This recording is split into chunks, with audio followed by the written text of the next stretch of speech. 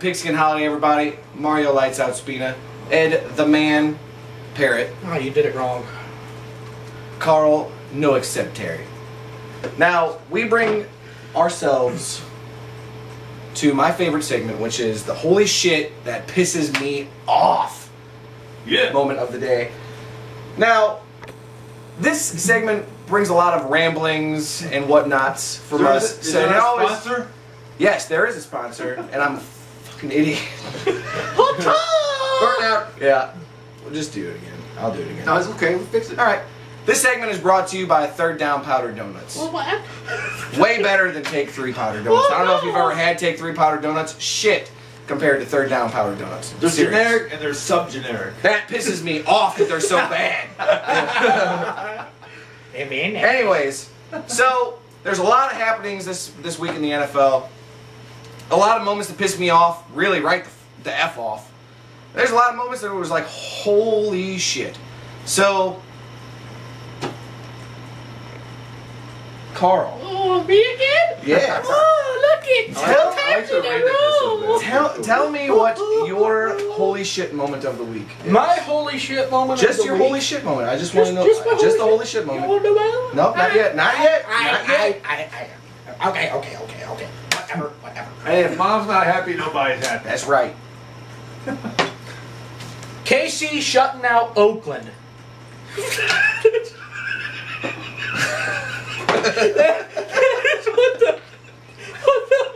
Got a little second half, folks.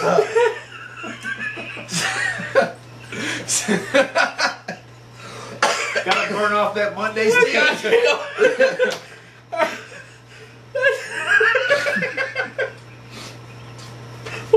I don't know. That was amazing. So KC shut out Oakland 28-0 at Oakland. I mean, what happened here with that, guys?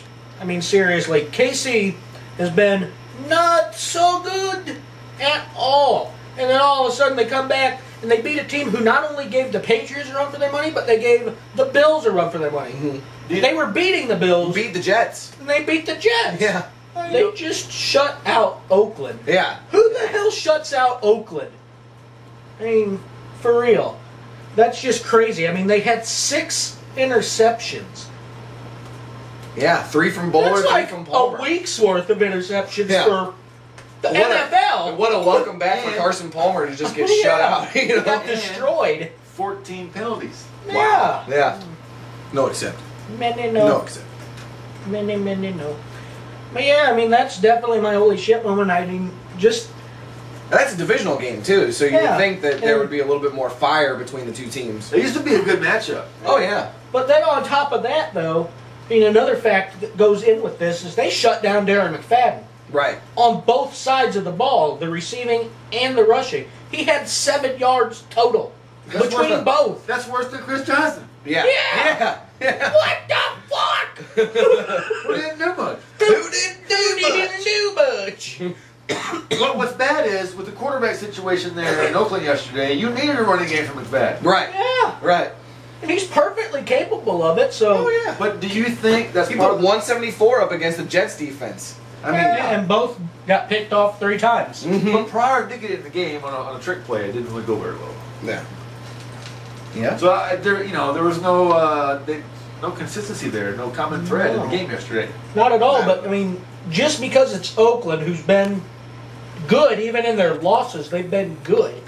Right. Competitive. To get shut out by KC, who is usually the team who, in their first, 3 games, they had like 10 points total.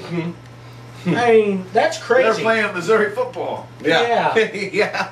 Literally. Shit. Holy shit. Tim Tebow. Holy shit. Oh. And here's why. The holy shit is a two-edged sword this time. First of all, Denver should not have had that much trouble with Miami. No. Miami was up 15-0. But then again, it's Tebow's first start. I guess you might expect a little bit of a ring. But Miami, they're not doing much. But they have been competitive, like we said. Yeah. They've been scoring more points than the Rams in their losses. So that's a good thing. But anyway, the holy shit on the bad side is the fact that they had such a fight in there that Miami had to go to overtime. Yeah. The holy shit on the good side is the Dolphins were up 15-0 with 5:23 remaining. And Tim Tebow said, no exit. No exit. Many no. Make a touchdown drive, kick an onside kick, get the ball back, score again, and then Tebow personally scored the 2-point conversion and forced overtime. Yeah. Then they got a gift on a fumble at the 32-yard line. Mm-hmm. Set up a field goal, they win the game. And Tebow immediately went to a knee and thanked God for the victory, which is right. spectacular. That's awesome that he does that. Yeah. But I mean, like we said, not a good day statistically for Tebow. Not a good game in general, but he's got to learn. It's his first start, But to show that fire at the end of the game. Bring them back in that little time. Right. Yeah. To bring them back and then drive it in to where they're going to win. He is that typical do not count me out kind of player. You know what I mean? Yes. He can suck an entire 3 quarters or 3.5, as we saw yesterday. And then you get that halfway through the 4th quarter. It doesn't matter. Anything, the rest of the game does not matter. Those next 3 minutes or 4 minutes is what's important. Mm-hmm. Well, how many times do you see a team play good for 3 quarters and then not play good in the 4th and lose? How many times this season have we seen so many teams do so good in the first half and come back and be lackluster in the second? That was one of CT's things a while back about what's up with all the blown leads. Yeah. So this is actually the opposite. I wouldn't say Miami blowing a lead as far as Tebow took it, or the Broncos in general took it. Yeah. He earned it. Yeah. He did. I mean, you don't see that kind of fire. Like you look at Cam Newton, very athletic, very fun to watch, all over the place, But Tebow has just got this thing. He's driven, man. He's driven. Yeah. I think that's the biggest thing. Yeah. And you can't count him out. It's his first start. He has to learn the offense. Like there's someone today about on TV about, do you put him under center? Do you put him in the shotgun? How do you make him more comfortable? We'll see in the coming weeks. Oh, yeah. He's definitely got to adapt into a position that's comfortable with him within the offense that he's working himself into. Mm-hmm. So he's just got to find his spot, and that's going to take a little while. But to do what he did is very impressive for even a vet quarterback. Yeah, exactly. Let alone do what he did. So. Well, you mentioned finding a spot, right? So what spot did Kyle Orton find last night when he went home? It's a bench. I want to make one little point real quick. It's not really concerning a whole shit or it pisses me off. It's just a general comment I wanted to make earlier and I forgot. Fail. We all talked earlier about this is week 7. We're about to approach week 8, which is the midway point in the season. In the next 2 weeks, you're going to start seeing teams become Who they are. who they're going to be this year. Like the Right. Saints last night, they made that statement in the second half. They said it's 34-7. We're not going to let up. We're going to become who we are tonight. Yeah. And I mean, and not to kind of beat a dead horse, obviously everybody that watches the show knows that I like the Jets, but to see the Jets score 27 unanswered points in the second half, I mean, that's 27 unanswered points, especially when you're playing the Chargers. That's unheard of. Yeah, exactly. So, crazy. well, I mean, and that's the kind of second half team that the Jets are that they were last year. Well, they had a running game. I mean, and then Plax had 3 touches. I mean, that's a great combination. Yeah, Things just finally kind of fell into place for him. It's just a matter of will it stay that way. exactly. Well, Yeah, I think they wanted to back up Coach Ryan's. What happened here? This is what happened. This is my little. I'm gonna story. assume this. Yeah. Remember the whole thing between Schwartz and Harbaugh, Sanford and Detroit? Mm-hmm. Rex Ryan's like, wait a minute, I want mine. Yeah. Right. Yeah. So he starts sparring with With Turner. North Turner in San Diego, and the Jets backed up his talk finally. Mm-hmm. That's the way I look at it. Yeah. Yeah. Plus, they knew that from this point on, they have to win some games. You can't start sliding backwards at the wrong time. They put their best foot Very forward. true. Now, that brings me to my holy shit moment. My personal baby. You're gonna do it.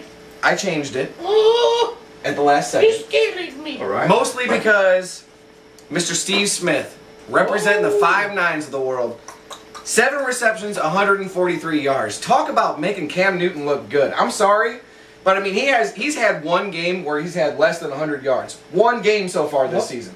The guy is close to 1,000 yards receiving, and we're not even at week 8. So I mean, this guy is freaking phenomenal. I mean, is this his 10th or 11th year? Is it his 11th? Steve Smith? Yeah. Well, I'm not I think sure. I think it's his 10th. I think it's his 10th. Take away injury time, it's a little less. Yeah, but I mean, this guy, according to the NFL rules, or just the NFL, I guess, unwritten law, should be on his way out the door of the NFL. Right. He's 10 plus years in the NFL. Like LT. Exactly. But somehow, some way, Steve Smith, representing the 5'9s of the world, I don't know how many times I can say it, manages to get above people who are 5'10", 5'12", 6 foot, 6'2", corners covering him, gets the ball, and makes his team look good. So, Seriously? that is my personal... Is that Steve Smith right now? I think he's calling you. Is he calling? He's watching the show. I knew that son of a bitch watched the show. Well, but, you know, you said about making Cam Newton look good. Let's not forget about the scrambling. Well, Cam's also making himself to get look out good. of the pocket to make the pass possible. Yeah, Cam's making himself look good, but it helps when you have Steve It helps Smith. when you just kind of throw it to that general target, kind of like Larry Fitzgerald kind of thing. Right. Yeah. But Fitzgerald's not so much doing that this year. No, not at all. I don't know what's up with that. That's off topic, though. Yeah. I mean, Yeah. You gotta love live TV, folks. Now we've talked about what we enjoy so far Yeah. in this week of the NFL. We've talked about what we enjoy so far. I gave up. We've talked about what we enjoyed so far this week in the NFL. Yeah. Now I want to talk about what pisses you right off. And what pisses you off this week in the NFL? Actually, I can't go first, so I'm gonna second your emotion. Oh, that's right. That is right. That is right. Carl, all the times. what pisses you off? What pisses me off? You know what pisses me off? It pisses me off too. When girls say no. That doesn't really happen. How dare they?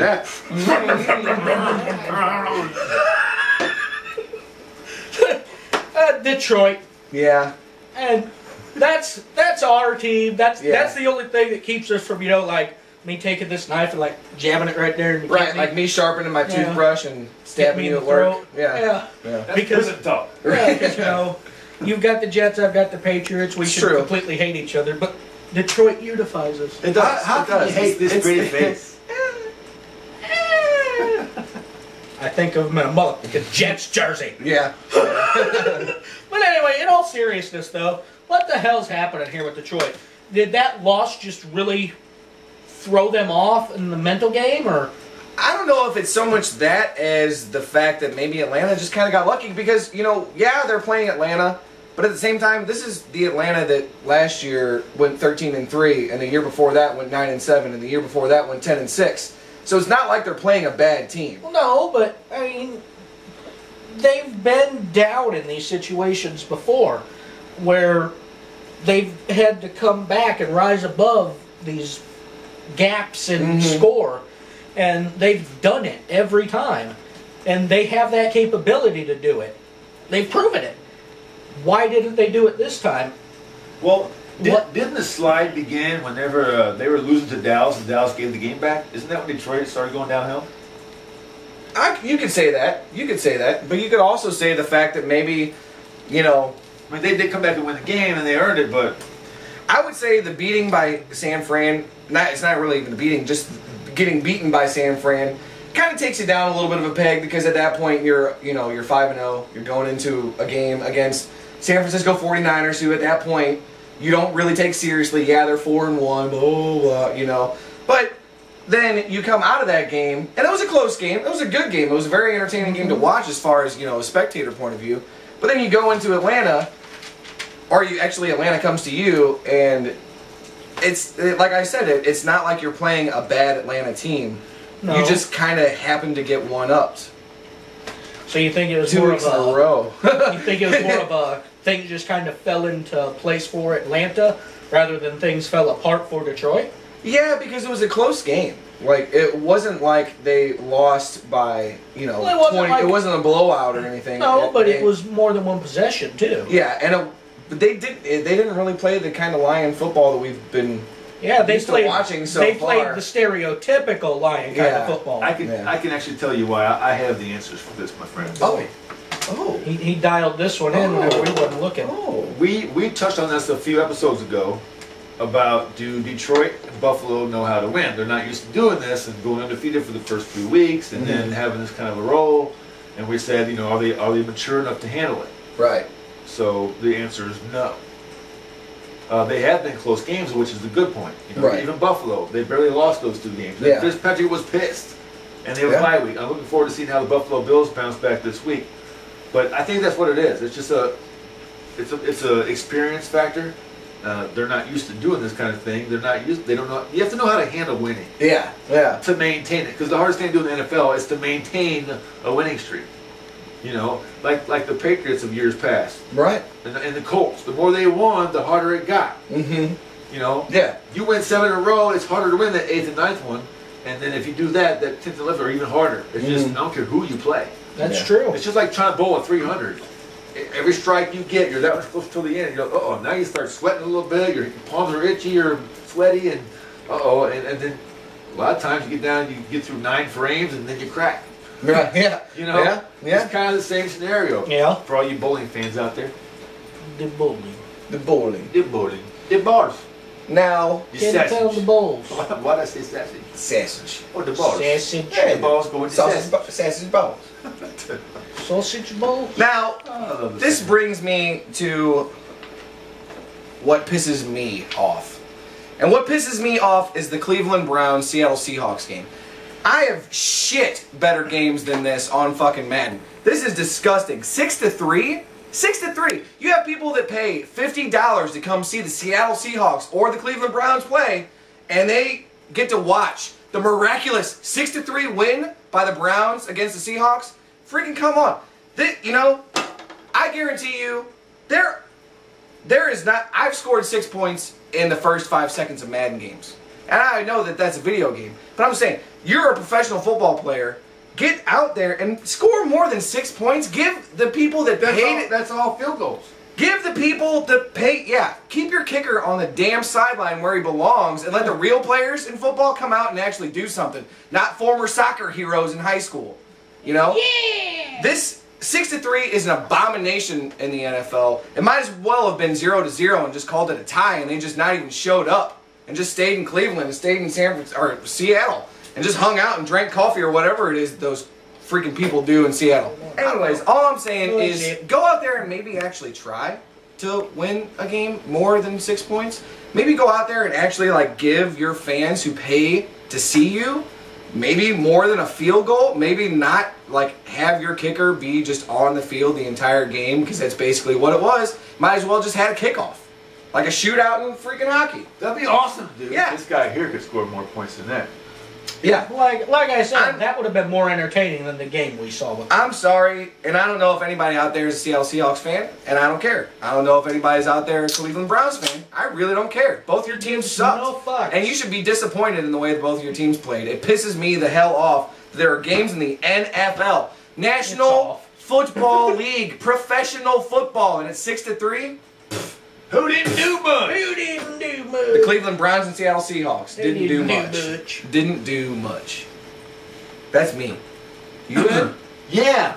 Yeah. I second that emotion, Mario. Thank you. And here's what's funny about it. A chuckle. First of all, I feel sorry for Pit Carroll. Pit Carroll? Pete Carroll. He's Pit Carroll this Who week. didn't do much? Pete Carroll. I feel bad for Pete Carroll. I mean, it's his second go around in the NFL, and he still ain't doing that good. But he's a good coach otherwise. I also feel bad for Colt McCoy, because I think he could be better than what we're seeing right now. I mean, I know they didn't have no Peyton Hillis yesterday. The Madden curse that struck again. Mm-hmm. Oh, yes. But this is what pisses me off. And here's the irony of it. In our very, very first What Pisses Me Off segment, I bitched and moaned about the blackout rule. And here's how we're going to bring it back this week, folks. In my This Is What Pisses Me Off segment this week, in Week 7 on Pigskin Holiday, live here from the Pig Sty, I'm going to tell you this. NFL has this stupid blackout rule. You have to sell all your tickets to be on TV. And some companies got to go spend all that money to buy their tickets so they can be on TV and their market gets their game. Well, if there's a 6-3 football game, what do I get back? Nothing. You make someone buy all them tickets to show the game on TV, and then you get... What's the refund program? Where's the free beer and hot dogs next week? Right? Right. That's what pisses me off. No, it pisses me off. But then again, it happens. It's football. I mean...